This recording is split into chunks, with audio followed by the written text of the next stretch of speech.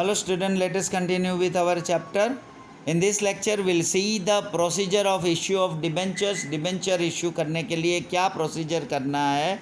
There are specific provisions in the Indian Companies Act for the issue of debentures. Debenture issue करने के लिए Indian Companies Act में specific provision बताया गया हुआ है, उसमें स्पेसिफिक प्रोविज़न रखा गया हुआ है. It is necessary to comply with all this provisions at the time of issuing debentures. जब भी डिबेंचर इशू करते हैं तो ये सारे प्रोविजंस को ध्यान में रख के किया जाता है. If any of this provision is not complied with, अगर इनमें से कोई भी प्रोविज़न को कंप्लाइड नहीं किया, then the company or concern officer of the company is liable for punishment, और उसके लिए वो पनिशमेंट के हकदार है. It is necessary to ensure that there should be no risk or danger to the interest of debenture holders. Debenture holder के लिए कोई भी रिस्क या डेंजर होना नहीं है, ये एंश्योर करना है. The procedure for the issue of debenture is as under. जो उसके प्रोसीजर है वो फर्स्ट जो है resolution by board of directors. First of all the provisions of debentures of the articles of the company are studied, then a resolution is passed in the meeting of the board of directors to issue debentures. Board of directors की meeting में debentures के बारे में जो भी articles of the company का study करके उसमें क्या प्रोविजंस रखा है उस हिसाब से रिजोल्यूशन पास करना है. At the meeting a decision is taken regarding the amount of total issue, rate of interest, payment of interest, number of debenture certificates and conditions. और इसमें मीटिंग में ये सारे पॉइंट्स का डिसीजन ज़रूरी होता है कि टोटल अमाउंट इश्यू का कितना होगा, रेट ऑफ इंटरेस्ट क्या हो सकता है, पेमेंट ऑफ इंटरेस्ट कब पेमेंट करेंगे, नंबर ऑफ डिबेंचर सर्टिफिकेट्स कितना होगा एंड कंडीशंस क्या होगी. Second is resolution bye general meeting of the company. The sanction for issue of debenture is obtain in the general meeting of the company.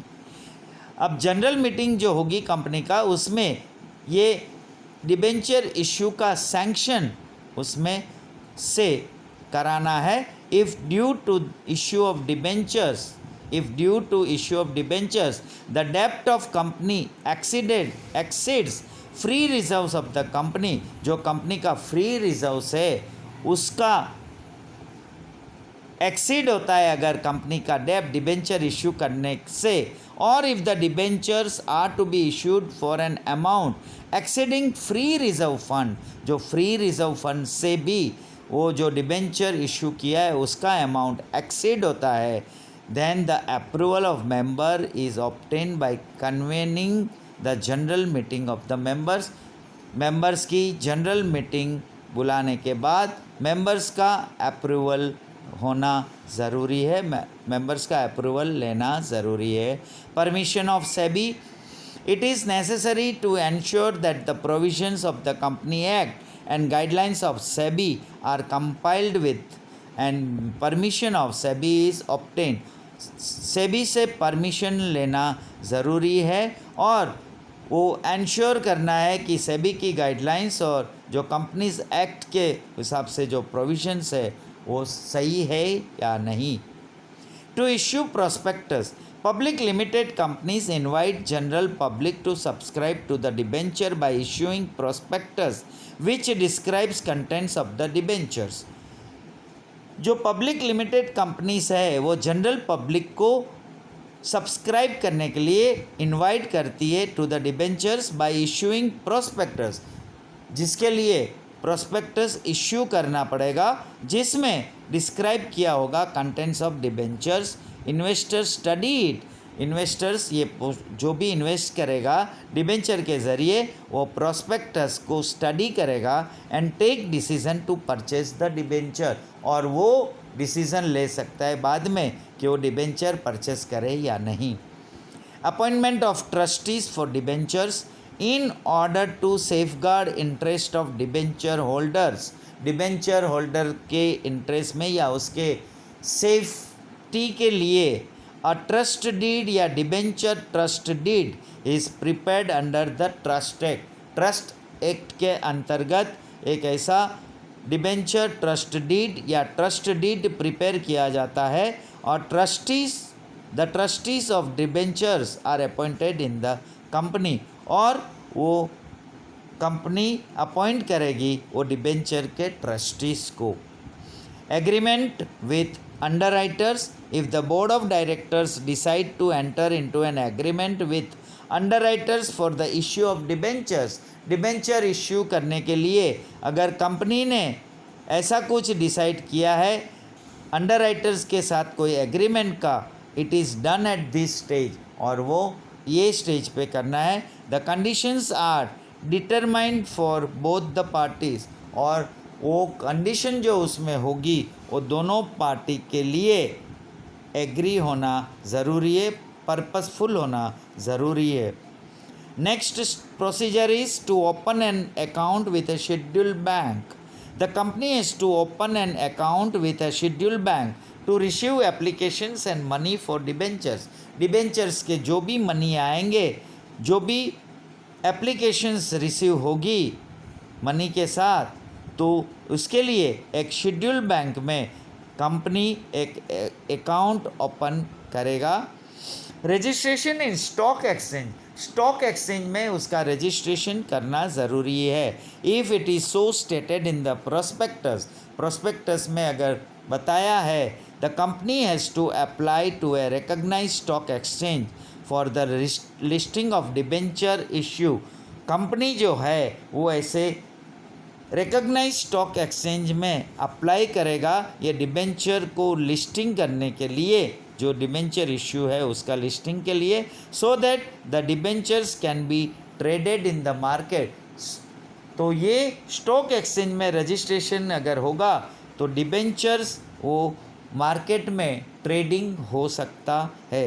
If the stock exchange refuse to register और cancel the registration of debenture issue, अगर stock exchange ने refuse किया या उसने cancel किया registration करना debenture issue का, the company has to pay back the money to the debenture holder, और कंपनी ने जो पैसे लिया है डिबेंचर होल्डर को वो पैसा उसको वापस देना पड़ेगा।